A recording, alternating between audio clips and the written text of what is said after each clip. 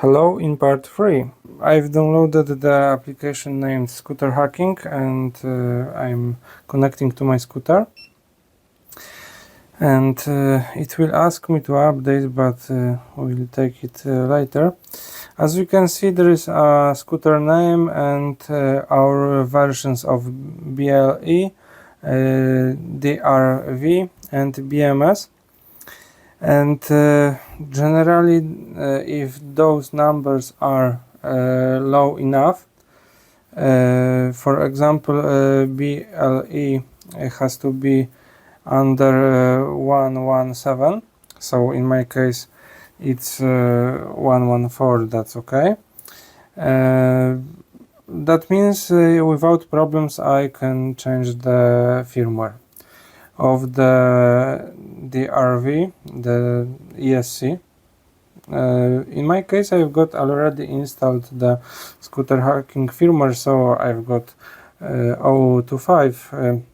But in general, if you've got something under 1.7, you should be able to change the firmware without any problems. If you updated your firmware, anyway, it should be possible to downgrade it to an unencrypted one and flash it, but to be honest, I don't have drivers to upload them and risk. And if you've got higher numbers, that means you will have fun, but anyway, the application should tell you what to do, and anyway, you should go through this. Yeah. BMS, it's the newest one, 158, and you can update to this one. It's without any problems. And okay, let's check another tab where we've got tools. Generally, we don't have to touch anything there. And in the flash, this is the place where we can update the BLE or the BMS without any looking for our firmwares, because we have to press load from repo and select BMS, for example, and we can select 158, and generally we can just start flash and it will flash. Yeah, that's how we flash the stock firmware to update it. For example, if you would have older BLE, so you could install a little bit newer. Yeah. And okay, in my case it wanted to update the firmware. I press yes, and generally it moved me to flash tab, and now we have to choose which base we want to install. And if your Ninebot is older and you've got older motors, like beginning with a 6 or 9 number, it's okay to choose the first one. If you got some newer weird motors, you have to try with the second one, 187, yeah, base. But in my case we are going with 173, and I selected that. Then we have to press flash, yeah. And the flashing process takes a little bit, and remember to stay close to your scooter, because you don't want to get it screwed up, yeah, because the recovery would be using the ST-Link programmer and soldering the controller, which is fully sealed, so yeah, just do it carefully, yeah. Okay, now flashing completed and the scooter restarted. Give it a few seconds, and now we can click anywhere, and we can see that our firmware got updated to version 036, and we can go to config, and now I will do a basic config to just let the scooter drive, yeah. And if you will install it from the stock, your options will be totally zeroed. So in my case I've got sport mode, and you can see there is a curve. you shouldn't have that because you came from stock one. And generally there are amps what are being set when you move your throttle. In my case, I'm setting 30 amp as the maximum value when the throttle is in max position. Then I'm 5 amps lower and 5 amps lower and lower, and yeah, generally that's it. This is the acceleration curve, I would say. And if you may ask what maximum value I could set there, I will link a really nice guide, unfortunately in German, but the Google Translate is working nicely, about this application. And in this guide they are writing something about maximum 27 amps. But to be honest, if we've got the connectors replaced, by the way, the information is that our connectors are rated at 30 amp continuous load, yeah. So maximum value would be around 30 amps, I would say. But to be honest, the general rule is that if your motor is not overheating, you can stay at 30. You can try a little bit higher, but keep in mind that your battery can have shorter life, and it depends even on your weight. If someone is very light, he can drive 30 amps without any problems. He could even increase because it won't affect his battery. So generally it's about testing and very personal variables that are into it, yeah. Okay, speed limit off, because why not? I was driving with the speed limit on when I knew that my scooter can drive, for example, 45 when I was fully charged, etc. And I could set it, for example, to 42 to don't stress the motor, battery, etc. Yeah, that's where I recommend, why I would recommend setting this option. But in my main scooter, generally my speed is not predictable, to be honest. Okay, and of course we've got the modes. In drive mode, I want to scooter drive maximally 30 kilometers per hour. As you can see, there is 31. The rule is that you have to increase the desired maximum speed by 1, sometimes by 2 kilometers per hour to achieve the what we are looking for, yeah.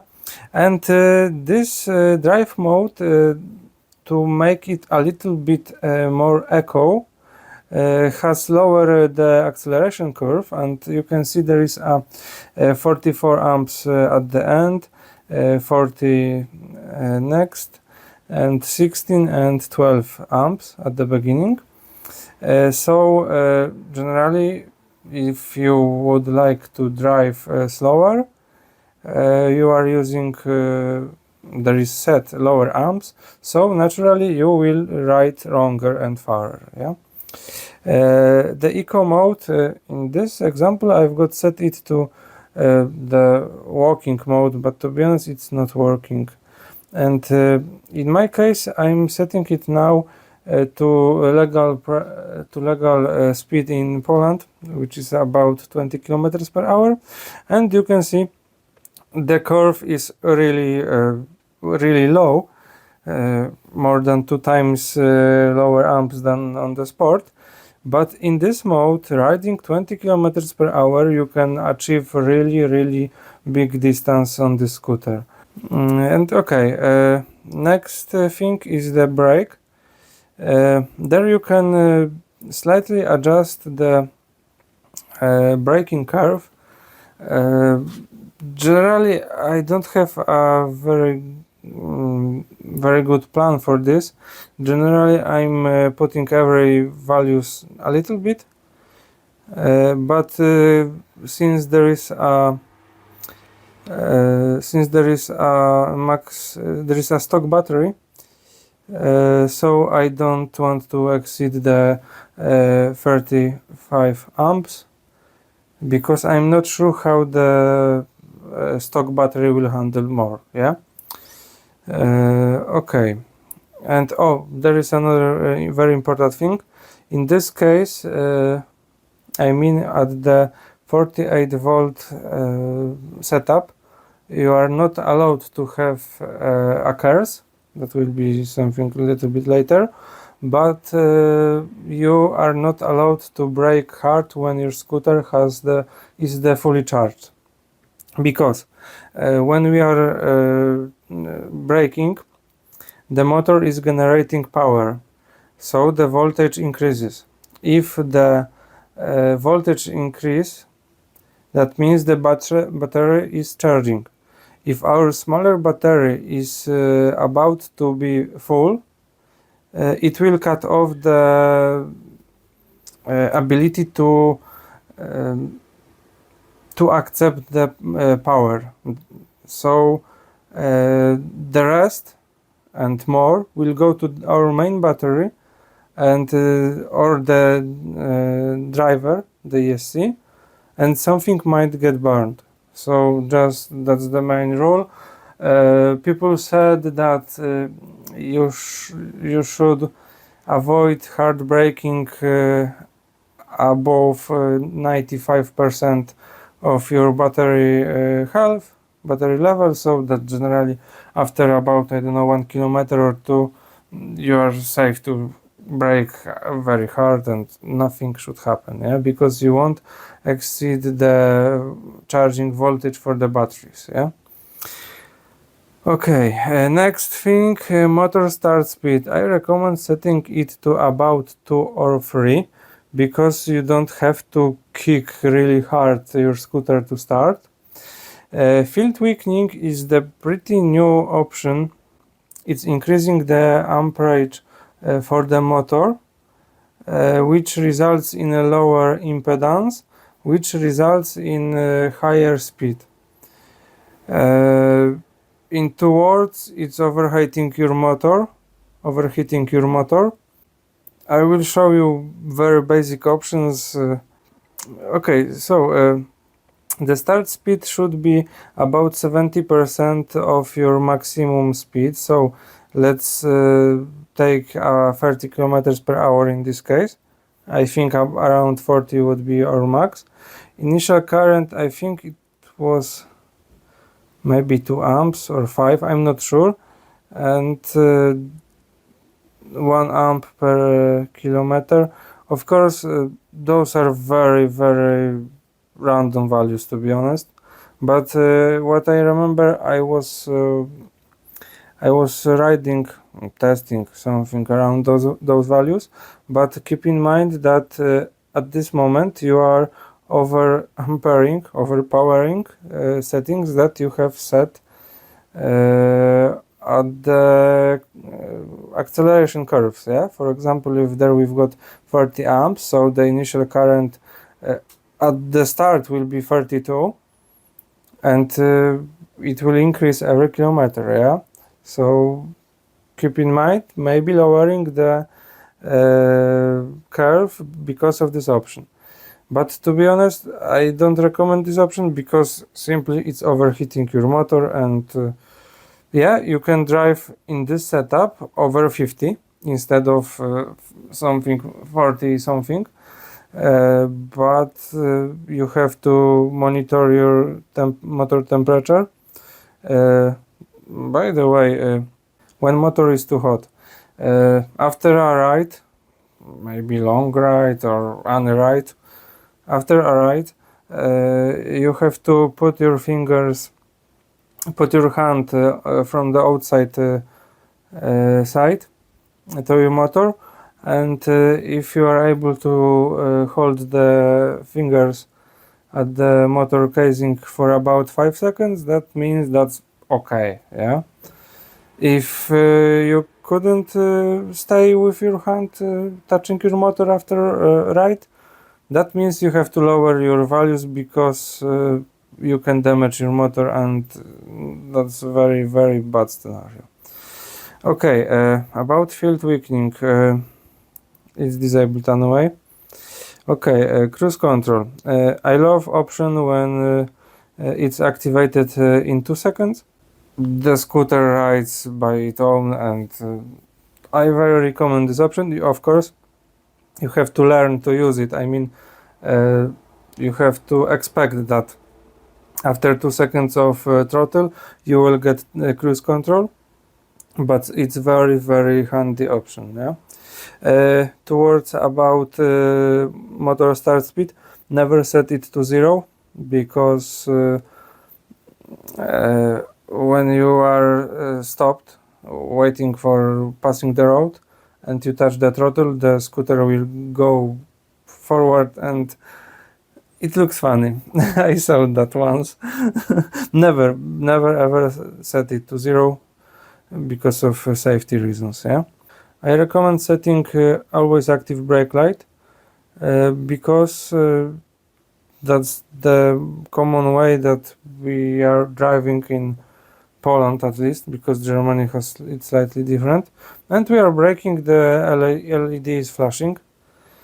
There we can set it, it's default one, and yeah, we can see there is a German, etc. And the user interface, yeah, when we are in idle state, it shows the battery level instead of speed, and yeah, there are many options to set, but that's not important.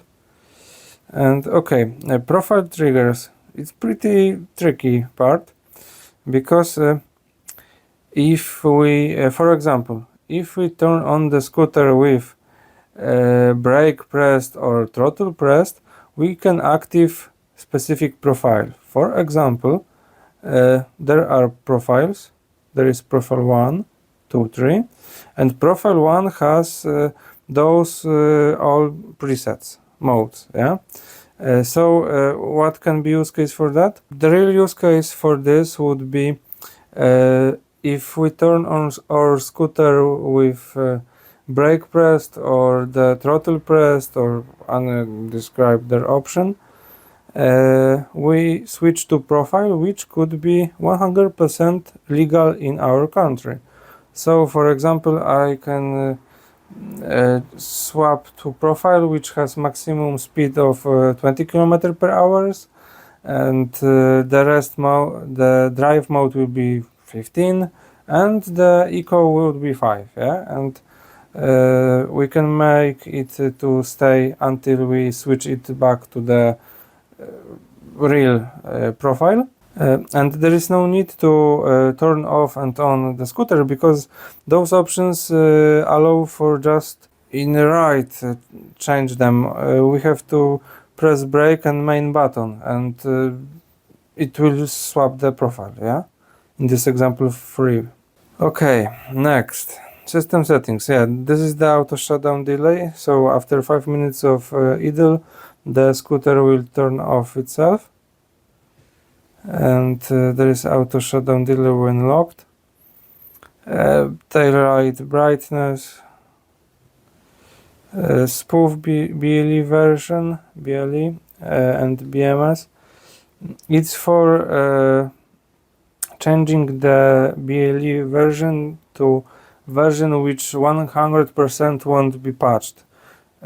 Because in this example, if I would open the original Ninebot application, there would be force update to update my 114 BLE version to the encrypted one, and there will be problem.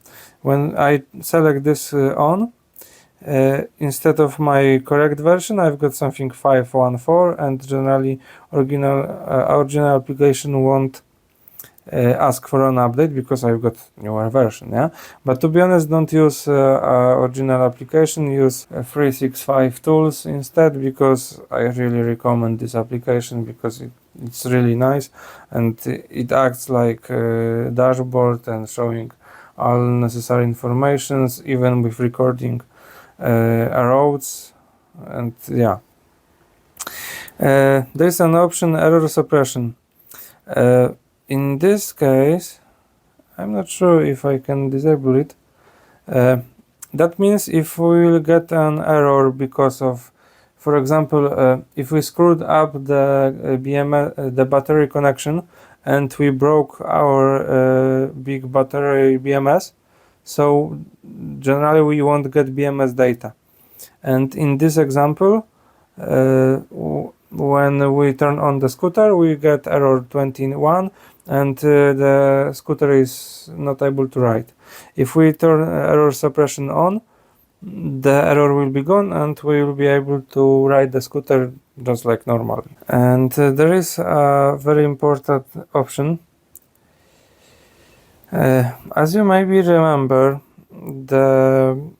we changed the ADC resistor and we had to calculate it, and we have to write there a voltage which is now maximally acceptable on this microcontroller pin, of course coming from the voltage divider, yeah.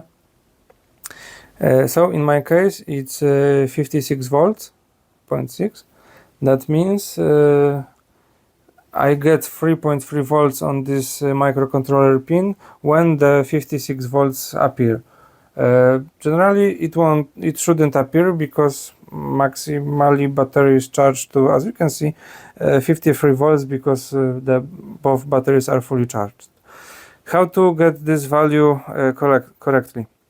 We turn on the scooter, then we connect our multimeter to the battery terminals, and we have to change this value up or down to achieve the ADC voltage which we've got on the multimeter, yeah.